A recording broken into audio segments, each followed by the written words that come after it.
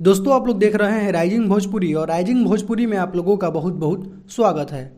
दोस्तों जैसे कि आप लोगों को पता है कि खेसारी लाल यादव का करीब 2-3 हफ्तों से उनका फिल्म मेहरबान का शूटिंग गोरखपुर में चल रहा है। शूटिंग के सेट से खेसारी लाल यादव का कई सारा वीडियो फोटो सामने निकल कर आया हुआ था, आप लोगों ने देखा होगा।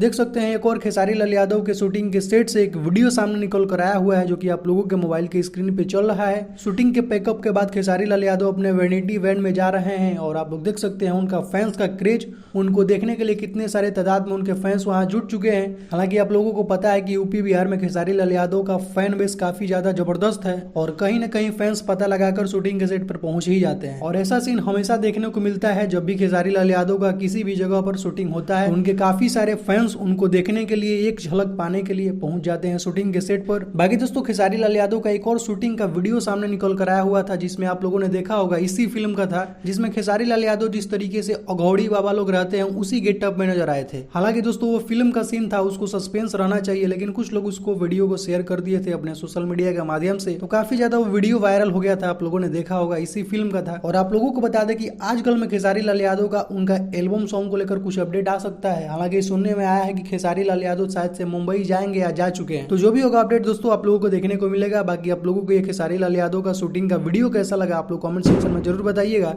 तो दोस्तों मिलते हैं एक नए वीडियो में। Thank you so much.